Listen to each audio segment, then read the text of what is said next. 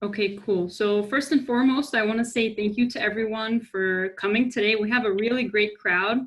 And a big thank you to both Vera and Art for taking the time out of their busy days to do this presentation for us. So big thank you to you guys. And yeah, whenever you guys are ready. Also, if you guys have any questions throughout the presentation, sorry, if you have any questions throughout the presentation, you guys can either drop it in the chat box or privately message either me or Vera. So yeah. All right. Hi, everyone. Hello. How are you guys doing? All right. So we're just going to get started. My name is Artyom Khurshudyan. And I'm Vera, if you haven't guessed. Yeah.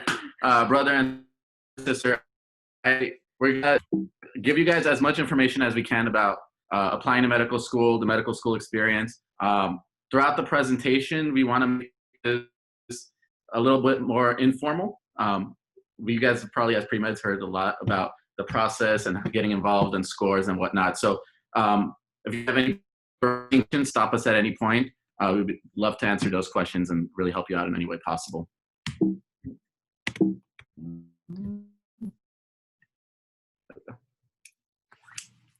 Okay, so these are just a couple of the topics we're going to go over. First, we'll do some introductions on who we are, undergraduate experience for both of us, some extracurricular activities, MCAT prep, med school application, and then Art will talk about the actual med school experience, extracurriculars you could do in med school, and residency applications.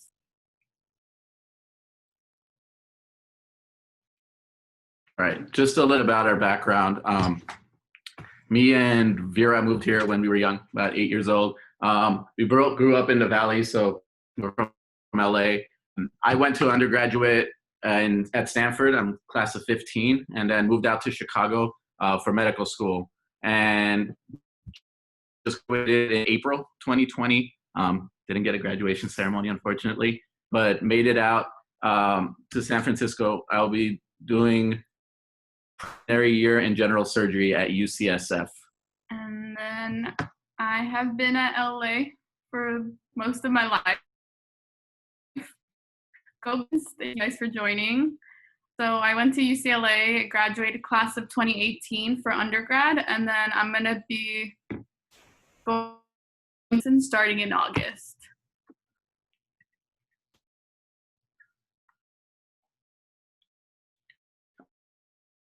Right.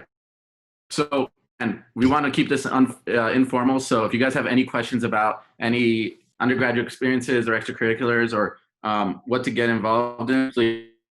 We're going to talk a little bit about the work we did during our undergraduate time and kind of how that helped us throughout our application process.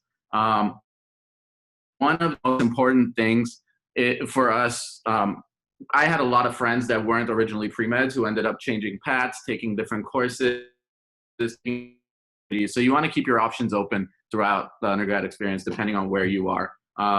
It is easier to be a STEM major. It's easier to meet the pre-med requirements, to get all of your classes done in time to apply. But more and more, the trends are that people are taking 1 or 2 gap years before they actually start their med school experience. So people, it's okay to finish up your prerequisite classes later and kind of focus more on what you want to learn during your undergraduate experience. It's the only time in your life where you're really going to get exposure to all these different fields and really learn anything you're interested in. Once you start going down the route of medicine, but you're going to be focused on the medical career and kind of your entire education is going to be based on that. So you want to learn as much and explore as much as you can early on. So just to go over our majors a little bit, I was a bio major at UCLA, and I know most of you guys know that the bio major at UCLA is a little different. It's evolutionary and ecological biology, so it doesn't really have to do with the med field directly. So you don't have to choose a major that is just the medical classes. You could choose whatever you want to study as long as you get the prereqs done, and you could do the prereqs as how long you want throughout the 4 years, just as long as the time you apply to med school. Talk about your major.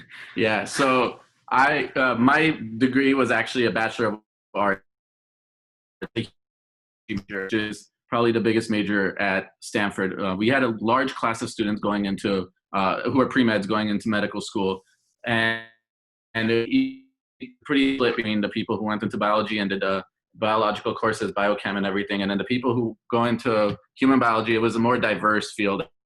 As I said, it explore all these different parts of the medical field besides the science itself. So a lot of interesting sports physiology classes, a lot of health issues, women's rights issues in medicine, and all sorts of kind of the political side of medicine. So I got to take a lot of courses in that, and I found that.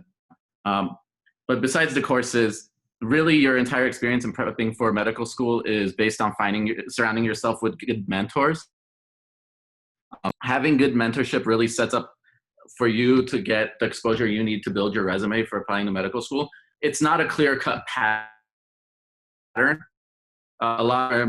Especially when going from undergrad to medical school, a lot of people get involved in leadership and research and volunteering. And truthfully, it doesn't have to be the bio research. It doesn't necessarily have to be the bio clubs. The volunteering experiences don't necessarily have to be at a hospital. You want to expose, kind of show that you chased your interests and explored your interests, and build your own story of what you're interested in. And I'll serve you well when we talk a little bit more about our interview process. I personally was involved in a lot of, I did research for 4 years at Stanford in the same lab, and I got very lucky with that. But a lot of my other endeavors that involved research weren't necessarily bio research. I was part of you can see the logo at the bottom, it's SURA, was the Stanford Undergraduate Research Association. Through SURA was all it was all multidisciplinary. So there was mathematics, bio, and then also a lot of literature, history, and all sorts of research that was completely out of field for me for the field of medicine. And I think that really helped me to talk about when I was applying for medical school. Yeah, some of the experiences that I did at UCLA. So I did do research for about 1.5 years, and mine was more clinical research, which I liked because you got to interact with the patients as opposed to just being in the lab all day. I did research on spinal cord injuries, so we would have clinical trials where we would give stimulation to the patients to see if they could get back any movement. It's nice having them be excited about the research and seeing their response to it. And then I also was on the data side of the research. I got to experience how to analyze data, how to present it. And then as far as doing research, leadership, volunteering, just do what you intend, but stick to a couple of them in the long term. So like if you're going to do one club, stick to it for a long time and try to get a leadership role in that club, because that was committed to something and that you want to help out in your community. So one of the clubs that I did was TEACH. So see on the slide, Together Educating and Advocating Community Health. And it is still medical related, but it has the part of teaching. So we would go to elementary schools, and then we would work with the kids, help them on homework that had nothing to do with the medical field. It was just the homework that they got from their school during a break. And then we would have each week 2 people would present on a health topic. So it was interesting. And kids, very nice. They were happy to see us. We were inspiring them. And a lot of them were excited to see UCLA students. And it is underserved community. It shows them that they could reach that goal too. And that was really sweet. Yeah. And one more thing, I can't emphasize enough. I said find good mentors. Is going to be on you as a student. It's very difficult finding, at least if you have certain interests, it can be very difficult finding research within that field. And goal as a medical student is to be that nagging medical student. Reach out as many times as it takes, to as many people as it takes, and really try to get there. And because people respond late, people kind of swipe through their emails and never really look at them. And you don't want to be for like a long by, and you don't want to be waiting around for people to get back to you. You want to kind of nag people until you can find your place and kind of stick to it. Yeah, definitely start earlier, like maybe the summer after first year, or even first year if you want to try. But I know UCLA is a bigger school. Stanford has more opportunities for research. So UCLA, you really have to push the faculty and the doctors and email them constantly, or else they're not going to reply back. Okay. So we're going to move on to the next slide for MCAT prep.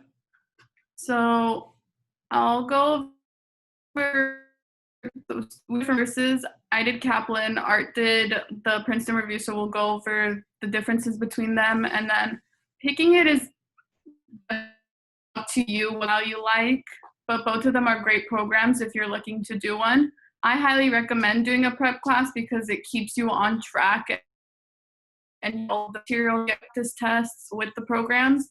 So with Kaplan, the in-person classes were less topic review, and it was more problem-solving strategies. So we would go over a passage, see what it's about, the different methods you could approach it, and then the topic learning you did at home before the classes. So there was videos, and then there's also the books. And I thought that I've done some of the Princeton Review tests as well, and they were a lot more complicated than the Kaplan tests and a lot more detailed, which is helpful in some ways in that you learn a lot more detail than is required for the actual MCAT. But sometimes it can be hard to memorize all of those facts. Yeah, when you're prepping for the MCAT, it's important to figure out what works and go from there.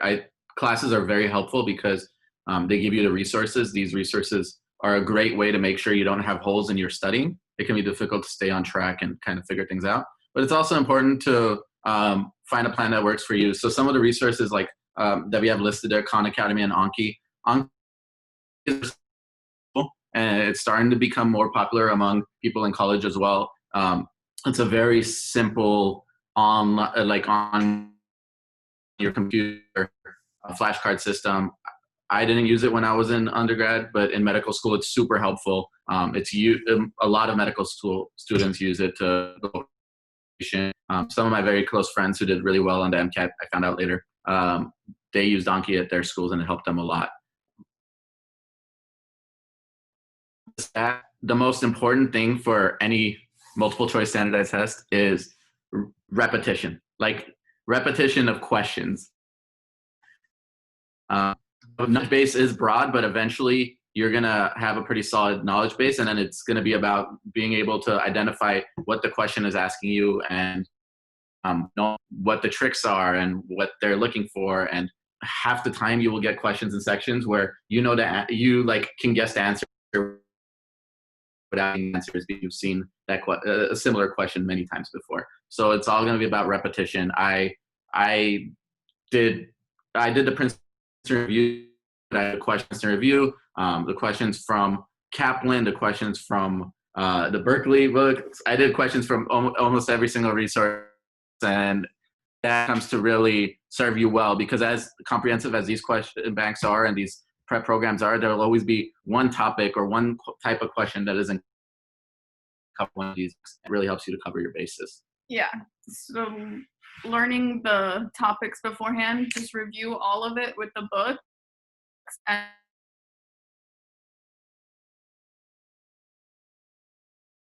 once it gets closer to the test, they try doing 2 tests per week. And then when you do the test, go through each question, look at even the ones you got right, look at what the answer is saying. And if you truly got it right, or you just, and the ones you got wrong, go back to the topic in the book and review the whole topic so you understand the topic as a whole and not just that. You might get a different variation of that question on the test, so it's not just memorizing answers. And then as far as the new scoring, you guys know it's 470 to 528. Competitive scores around 75 percentiles, 508 to 513. So each 4 categories, The average for each category is 125, so you need to do a little more than average because that will get you a total score of 500. As far as if you get those scores, that's very good. Some schools have a cutoff for applications. So if you have less than a 508, they look at question. A lot of them don't, but I know USC specifically does. So just try to do your best. Take as much time you need to study. If you're not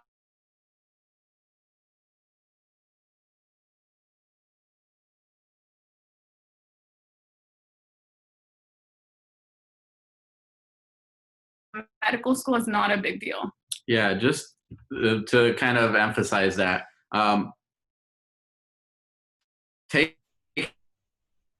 you make the decision after undergraduate to go into medicine. It's a career that you're choosing that's going to be basically you're in forever because you need to stay up to date. You need to learn as much as you can. You need to take care of people. So as soon as you make the decision to start studying for the MCAT, you switch. I'm really, really sorry to interrupt, but you guys are breaking up a lot. Like we're like missing a lot of the things you guys are saying. It might be the Wi-Fi connection. Can you hear us now? Is it? Yeah, okay? it's a little clean. Yeah, it's a little cleaner now. Okay, we'll try to slow it down a little bit. Let us know if it cuts off again. Okay.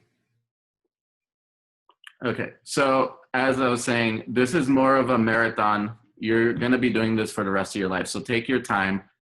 Me and Vera each canceled our first score and took the test the second time, and we don't know what we would have got the first time, but we didn't regret taking the extra time to feel prepared and feel ready to go. So definitely take your time and don't be discouraged.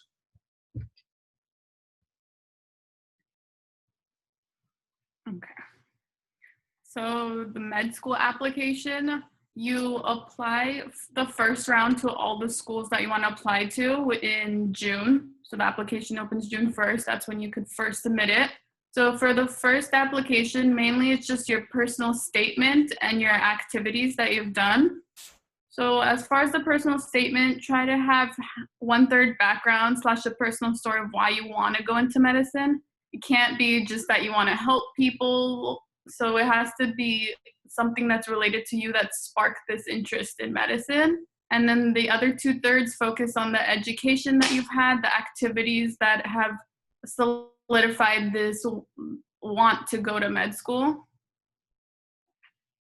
Yeah, and then all of these, like your personal statement, and throughout the interview process, you want to have a good, compelling story and kind of a background story of what really sparked your interest. And anytime you answer a question for anything, you really want to have a story and not just be, it's more like not just I want to do this, but I want to do this because of this. And then for applications to medical schools, I mean, no one is going to tell you how many schools to apply to. Most people apply to at least 30 schools, but there's a point of diminishing returns. If you're a competitive applicant, you apply to 60 schools, you're going to end up not going on many interviews and you're just going to get swamped with secondaries, and it's a lot of work. But at the same time, you want to feel comfortable. So that's going to be really personalized. I do suggest applying to about at least 30 schools to try to kind of stay broad, keep your options open, figure out what's important to you, whether it's where you live or what type of program it is, and just try to make sure you educate yourself before you make those decisions. Yeah, as far as the application, so the personal statement and the activities are the primaries, and then secondaries is once the schools get your application, if they want to hear more from you, they'll send a list of questions. It could be, why was this activity the most important, or what have you done in your community to help out? It's just random questions that you have to answer and send back.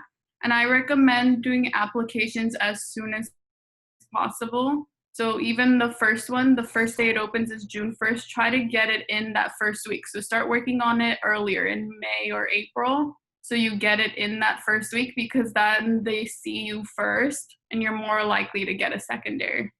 And then as far as, Rolling ups. oh yeah, so.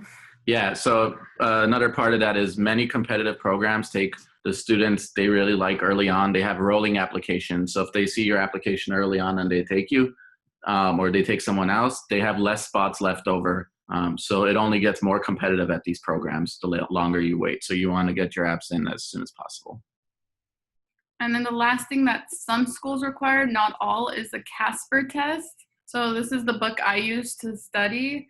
And what that test basically is just ethical questions. They'll give you a scenario and you have about 5 minutes to answer it. It's online, just with a video chat. Like they'll be recording you, but you do it, you type at home. So this book is really helpful. It gives a bunch of scenarios and how to tackle them. Mainly it's just trying to see if you're a decent human being. It's not a hard test as long as you follow the basic protocols.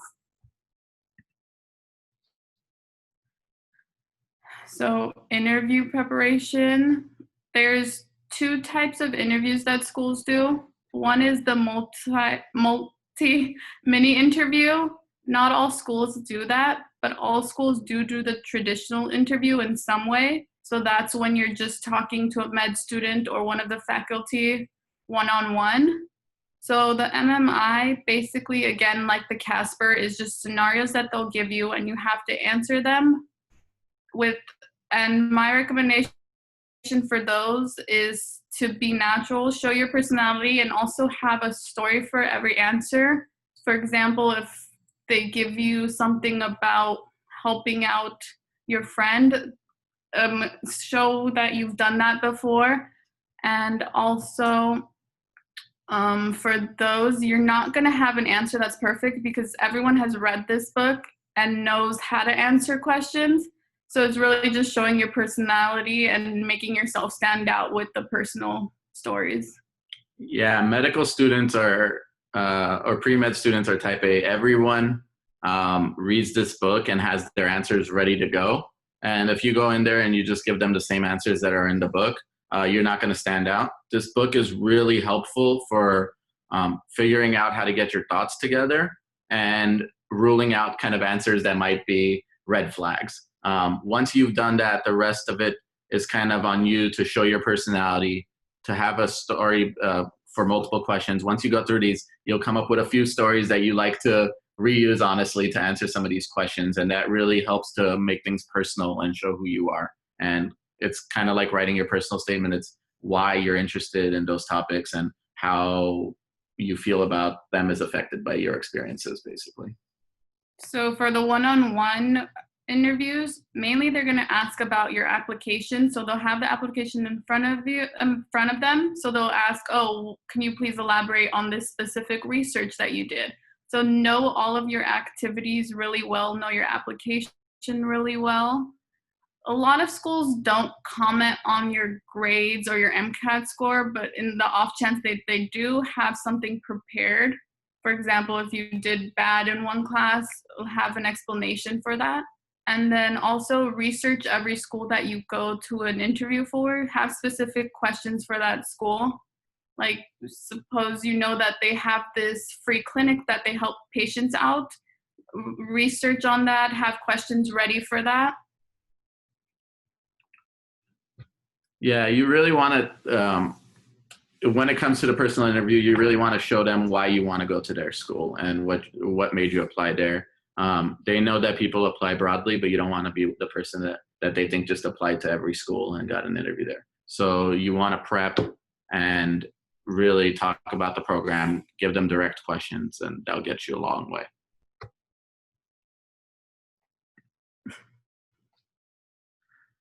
All right. So I'm guessing most of the people on here, or all the people here, are pre-meds. If you guys have any questions about the medical school experience, feel free to stop me and ask me these questions, because a lot of this is, I'm just going to give you like a surface level expectations of what's to come.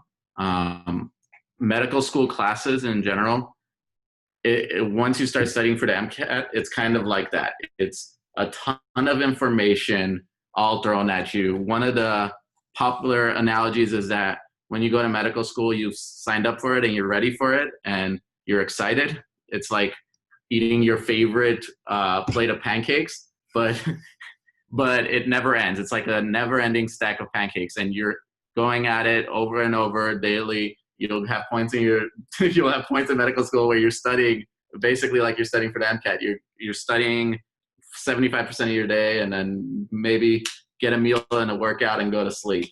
And it can get tiring. So you just have to be prepared for that. You have to, like I said, it's a marathon. You have to know why you're doing it and make sure you go in with the right expectations and knowing that you're going into a field you love.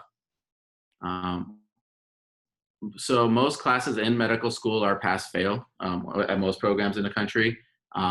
And with that, everyone's competitive, so it becomes easy in the first 2 years to really want to do really well on these tests and score really well on these exams. But one thing that is important to learn early on in medical school is that, especially for your first 2 years, the test score doesn't matter. Each school has their own individualized tests, and each physician makes their own tests for their coursework. What's important is learning the information for yourself for long term. So don't study for the test. If you're going to pass the test and you're going to learn a majority of that information, study to retain that information.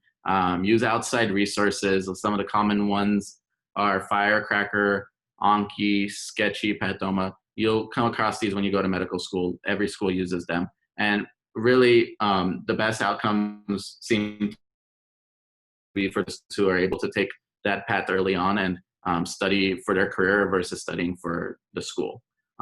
The first major test you'll take is called a Step 1. You take that at the end of your second year. Fortunately for everyone in the incoming class and after, it switched from a score to a pass-fail system. That makes the whole thing about classes that much more important. Now that even Step 1 is pass-fail, then you can really take the time to just learn the base information thoroughly, the stuff that's important, and then use whatever extra time you have, as opposed to studying the extra stuff that might not help you out in the long run. You can take that time to go get exposure in the hospital, figure out what you want to do early on, and set yourself up for success come third and fourth year. It's difficult to get involved in research in medical school, but you only get busier as the years go on. So if you can get involved early on during your first and second year, figure out what field you're interested in, that'll serve you really, really well in the long term. Step 1 is going to be pass-fail, so that's not going to help people stand out anymore. So it's going to be much more about your experiences and what you've done in that time. Step 2 is the second big test. You take that after your fourth year, and your third and fourth year will be your clinical rotations. That's a long way out for you guys, but a lot of that is going to be studying with your patient. So that's going to be switching from the books to learning from every patient, and kind of gives you a new perspective on everything. You're no longer studying for your test, you're studying to treat your individual patient. So you want to take that time, look every patient up, and really relate the books to the clinic. As I was mentioning, more and more it's becoming important to do research and get involved. Just like to find research projects. Fortunately, if you're at an academic center, so most of these physicians do some sort of research. Doctors reach out to the research fellows. They have expectations that medical students are going to want to work with them. So go in, be eager, and try to make an impression. If you stick with them for a couple of years, you build bonds that will help you in the end, because along with the research and your application, the letters of rec you'll get when you send your applications in will carry you a long way. These physicians train together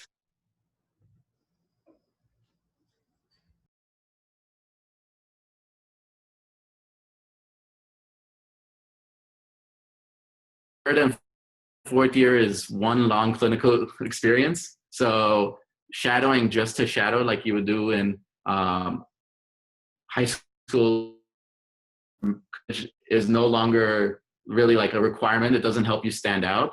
This is going to be more on your onus to kind of figure out what you like. So your shadowing experiences in your first 2 years should be trying to figure out what field of medicine interests you. And you never really figure that out from the schoolwork. You figure it out from your experience in clinic. So get in. Doctors will be really excited to take you on and show you what's going on. You'll get to see what the types of patients they interact with, and it'll help you a lot. And then finally, this is at the end of fourth year, you can do away rotations. And so those are just extra rotations you do at different schools, and that will be specific. It's kind of like I said, you want to get good letters of rec. So going to different schools and building relationships helps you get these letters of recommendations that'll help you stand out in the application process. Yeah. Once medical school is done, you do the application process all over again. And you go through it for, I don't know, it's the third time, I guess, for residency this time. And when you're writing your residency applications, it's very similar to med school applications, except instead of answering why you want to go into medicine, you're answering why a specific field. And those two questions can be very similar most of the time. So again, you want to have that story. You want to share with them what you've done to show your commitment to the field. There will be a big difference in the interview process. It's more of a job interview than it is like the MMIs. So you go in and you want to show them your personality. They want to know that they can work with you for however long your residency program is. Your resume will tell the CV will tell them what you've done, but your interview process will tell them if you're the right fit for the program. So it's going to be a lot about your interview should really focus on how you fit into the program and how the program can help you, but also how you can help to kind of contribute to the program, make it better, help grow, and kind of help with their mission. And then a key thing is for medical schools, a second look after you get in doesn't change anything. When you're applying for residency, if they do offer you a second look, often that's a sign of interest. So if you like the program, you should make sure to go out for all of those. Really tell them that you have interest in the program because they rank you later on in the process, and you want to make sure that they rank you highly. I think that's all.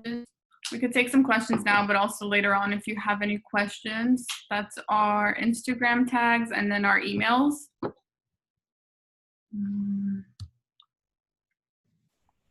Yeah, that was just kind of the basics of this whole process. So as questions, any specifics, you guys are more than welcome to ask. We'll be honest with you. We'll tell you whatever you guys want to know.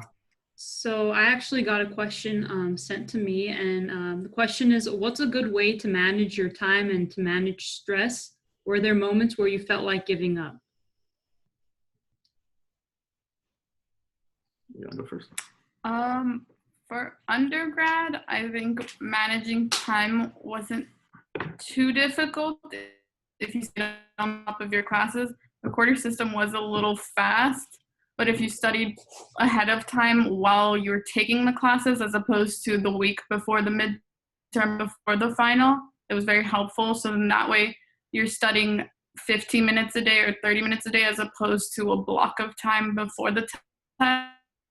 And then leaves time for you to do extracurriculars. And then also the extracurriculars kind of relieve the stress of the classes. So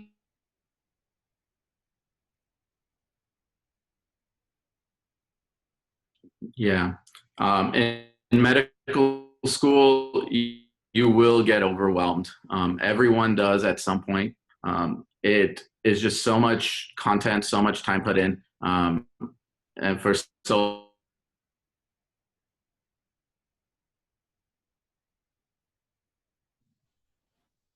like a marathon, a little bit every day. You'll have days that are better than others. You will have tests that are better than others. But your end goal, once you pass, is is to be the best physician you can be, and that's never going to end. You will know more at some points in your medical school career than others. I probably knew more a year ago than I do now. Now that I've graduated, I'm like about to start, and I probably know now less than I knew 6 months ago when I was on clinical rotations. But you're studying for a lifetime, so you just kind of you take your time. Whenever you need to take your time, you take your time. You work out, you keep active, you hang out with friends. Because this is the rest of your life, you can't just lock yourself in a room forever. You have to allow yourself to have those days off.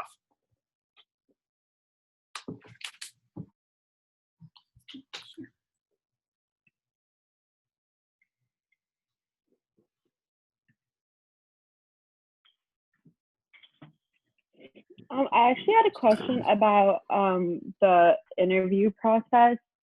Were there any other resources that you guys used to prep for your interviews? Like, did you guys use any advisors? Did you guys watch YouTube videos? Yeah, there's definitely a lot of YouTube videos for the MMI scenarios, again, how to tackle them. And then just practicing with other people on the MMI so you could actually feel like you're talking to a person, and also talking to people that are in med school, because they're the ones that are doing the MMI interviews and they're going to be evaluating you, so they know what they want you to say. So it's good to talk to people in med school. Yeah. Also, find a friend going through it with you. Those scenarios, just like any other kind of like scenario book, it's easy to kind of read through it and not learn as much as you'd like if you do it yourself. If you have someone that questions, it really makes you think, and it helps you kind of come up with those answers without just seeing the answers as soon as you read through it. So find friends, go through the book, try to learn to answer questions naturally and in your own way, and make sure that you show your own personality throughout the whole thing, because it'd be easy, you're just remembering things you read in a book, to be really robotic. And then we got another question privately. What did you put in your personal statements? So I talked a lot about just my experience being born in Armenia and then moving here and the difficulties that caused. And then coming from Armenia, wanting to help underserved communities because the healthcare system there is not as great as it is here. So a lot of it with that, and just building on that reason with my activities that I've done. Yeah, my personal statement was similar. I also talked about moving to the U.S., but I spoke a little bit about a family member who had health issues and how that sparked my interest in medicine and my interest in I did a lot of work in research, so I spoke a little bit about how I like working with students, giving back, teaching in all fields. So honestly, it can be any story. You don't want to be the person that says, I want to go into medicine because I really care and I want to help people. You want to have a story, and that's going to make the difference. That's the biggest thing.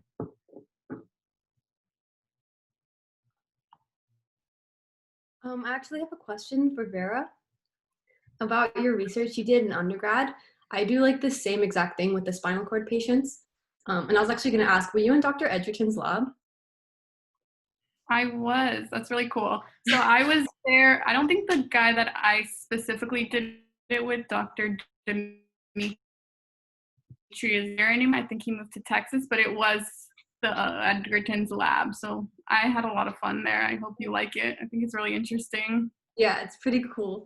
But I was just going to ask if there's an advantage to doing wet lab research with mice or something compared to just clinical, because a lot of my friends are doing wet lab, and I feel is there any advantage when medical schools are looking at that? Not necessarily, as long as you stick to research, and getting a publication is really big if you could do that. But as far as what type of research, as long as it's related to the medical field, it doesn't matter. Okay, thank you. Yeah. And getting a publication, it really helps you throughout the process, but be careful about one thing, which is people chase different research labs looking for publications. And if you never end up getting one and you switch to 4 labs within 3 years, then a medical school starts to question whether you really had an interest in the thing you were working on. So I think showing that interest and that continuity matters a lot. Okay. Thank you so much. Thank you. So we got another question. How do you recommend organizing time to study for the MCAT? Was it best to focus on one topic a week? So if you take the prep classes, they do one topic a day. You can't really focus on one topic a week, and focusing on one topic a week kind of makes it difficult because you need to know all the information, and if you're focusing just on bio, you forget the chem stuff. So it's easy to do one topic a day or every 2 days, just so you don't forget the information in between days. Okay, and then what's a good way to get letters of recommendations from professors, especially if you're someone who doesn't really connect with professors in class? That's a good question. So I didn't go to a lot of the office hours. So getting letters of rec from the pre-rec classes is very difficult. Once you go to 3rd and 4th year, where it's smaller classes based on your major, you're going to be interacting with the professors a lot more. So they'll know your name more likely. And you just email them for the letter of rec. They're very nice about it. If you do some research or a club, they're more than happy to write you a letter of rec. Yeah, your classes later on, the professors really know. It's pretty solidified that you're going into a medical field. So they have those expectations. Ideally, once you know that you're getting close, and if you're missing a letter of rec, try to go in for office hours, spend a little bit more time with a professor, and that usually they'll be willing to write good letters. The stronger your letter, the better. So if you can if you're doing any volunteering or doing any research, those are the ideal scenarios. Then again, sticking to a research or volunteer program again is helpful for the letters of rec because those people get to know you for a longer time and are going to write better things about you. Yep.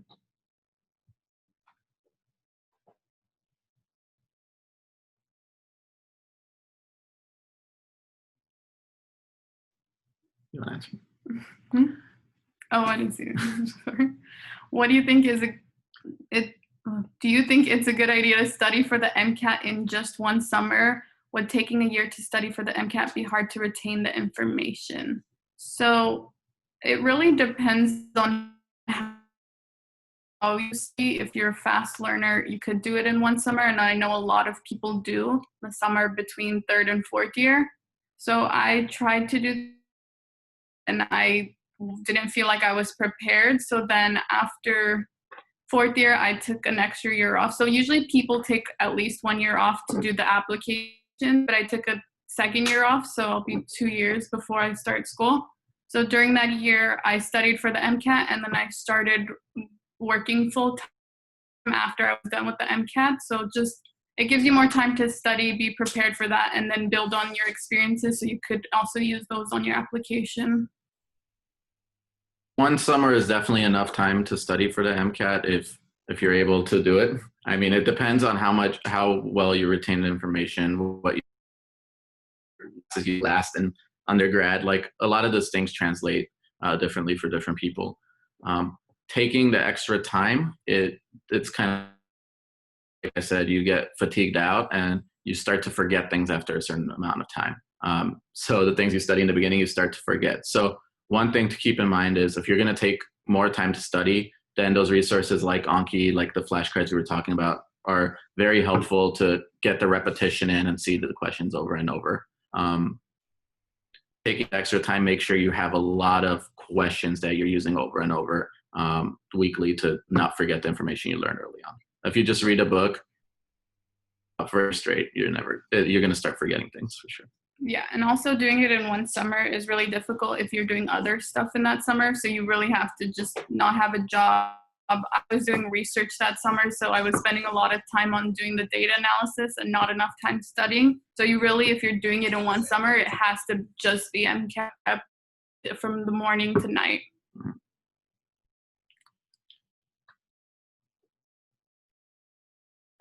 More questions?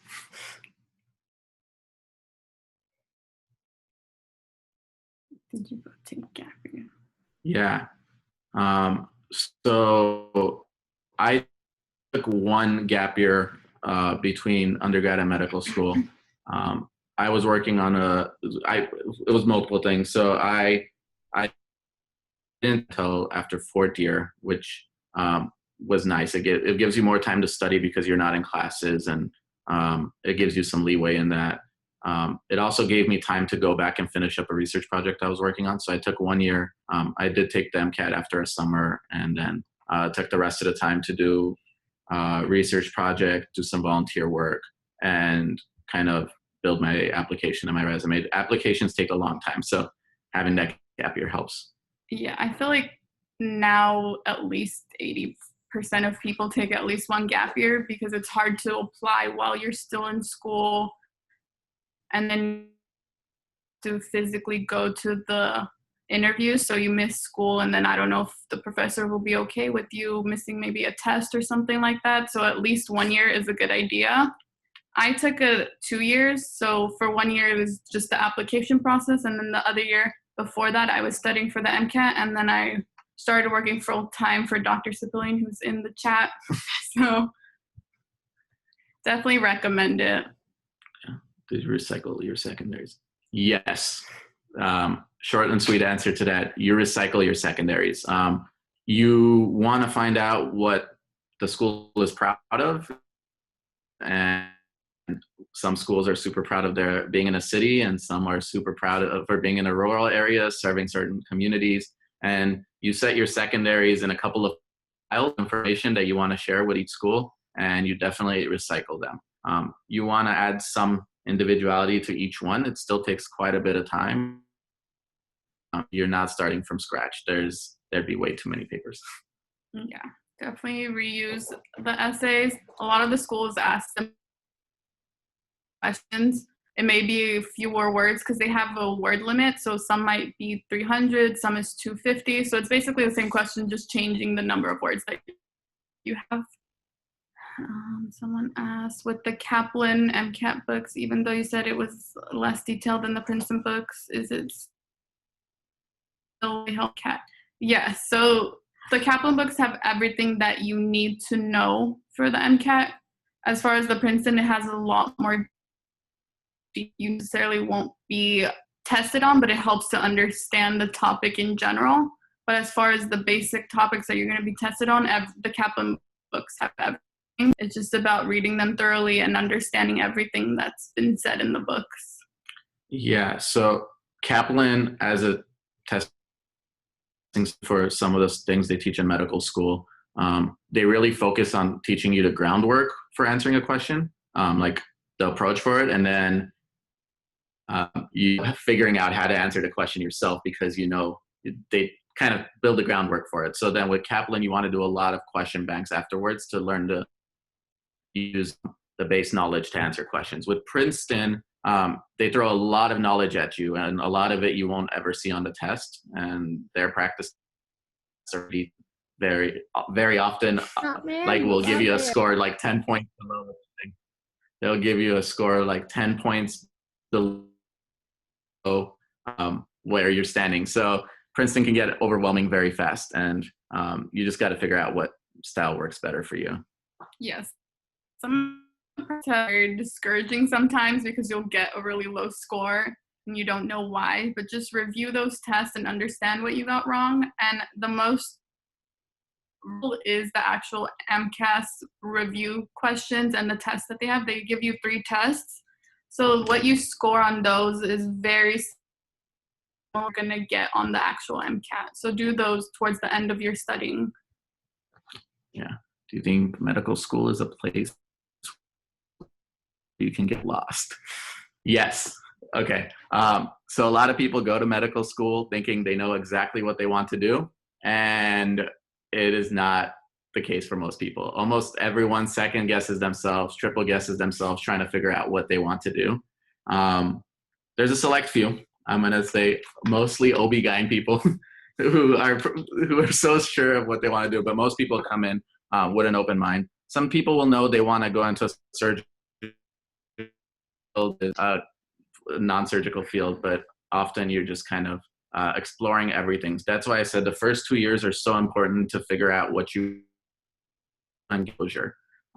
Personally, when I came in, I knew I wanted to go into a surgical field and I had no idea which one. And I flipped back and forth forever and ended up in general surgery. But it's crazy how much similarities there are between different fields, and there are a lot of great options. So you end up kind of loving more than one thing for sure.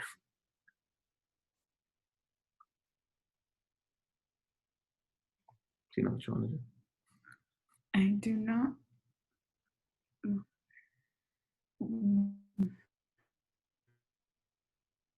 Have advice for shadowing or research experience while we're in COVID-19. So I know the schools are closed. I don't know what the situation is at UCLA right now as far as it could be hard to do shadowing or research, but you could talk to professors, see if you could do any research from home. Maybe there's data analysis you could do from home. As far as shadowing, I know there's volunteer programs that you could go to the hospitals and help out. That is kind of endangering yourselves, but you are going into the medical field, so if you really want to do it.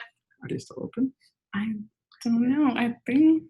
Yeah, so I think it's going to shadowing opportunities, even for medical students. Hospitals are being really strict about who they're letting in and stopping rotations that aren't necessary, patients at visiting schools. So it's going to be very difficult. I think your two best bets are with research. There's a lot of like clinical research lab where you're doing data analysis or writing case reports, things like that. If you find the topic you're really interested in, reach out and get just to meet people, get your name out there and figure out what you enjoy. And then if you just want to volunteer to build your application, you can, the simple things like tutoring and things like that can always make your application look good, but it's a very difficult time. And I think a lot of obstacles are taken into account when you apply.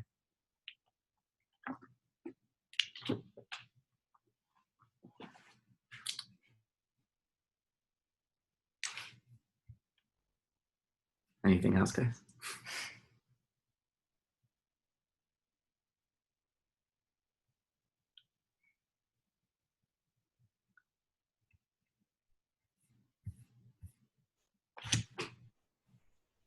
Anything you guys want to hear about? Any questions or anything you guys have to let us know?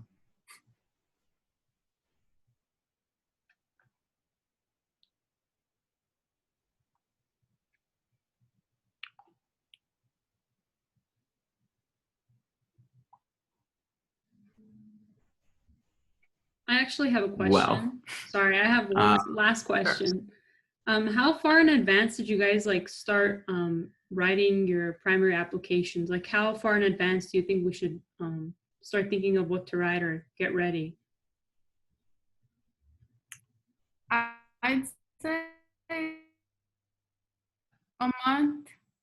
So that would be starting in May 1st. But I think if you take longer to write and you're not as good of a writer,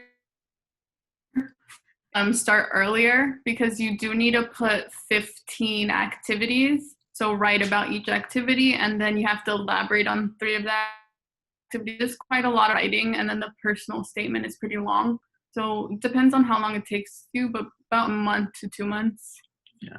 So in terms of the rest of the application, I agree with that. In terms of your personal statement, I think can be different from different people. I would start early. I mean, it doesn't hurt to start a month in advance to have an idea of what you want to write about, get a draft together, and reach out to a mentor. I know most schools have people that'll read your essay and kind of help you with the writing style. And you don't want it to be too generic, but you definitely want input from the people who've seen thousands of papers, and that helps a lot. So if you get it done earlier, then you're not rushing to get it done in the end, and you can kind of send something that you're happy with. Quick question. What's your experience with physical and rehabilitation medicine in medical school? Okay, so You don't get as much experience. It's not one of the core rotations. So your third and fourth year, you have your core clerkships where you go around and you see each field, and you don't get as much exposure as I would love exposure, and I didn't get as much exposure as I would have liked. During your fourth year, if you've shadowed and you know that's something you're interested in, before application, you can do electives and away rotations, and that's when you can apply for electives in those specific fields and go out and anywhere from 4 to 6 weeks, and you can do multiple of them at different sites and get the exposure and figure out if that's what you want to do. Fourth year is your time to kind of figure out, like, really explore and make sure what you're interested in is what you want to go into. Third year, you'll have elective spaces as well, but some are a little bit more limited. But yeah, it can be hard to get some of the non-core clerkship experiences. Thank you so much. Mm-hmm.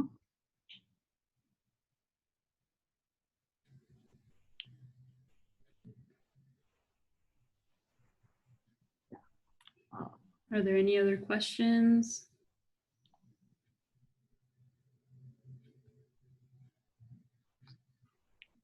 Did you guys get anything else? Yeah. If there's no more questions, just gonna say don't. This is the rest of your life. Medicine is something that you're doing for a lifetime. You're signing up for something that be the rest of your life. So make sure you pick the career for the right reasons and don't get discouraged. It's never easy. When you're like going into medical school, everyone's like, oh, you're done with undergrad, medical school is going to be better. And then they're like, oh, third and fourth year are better. Oh, residency is going to be better. And it's a lot of work, and you have to enjoy what you're doing and kind of go into for the right reasons and not get discouraged, and you'll be fine.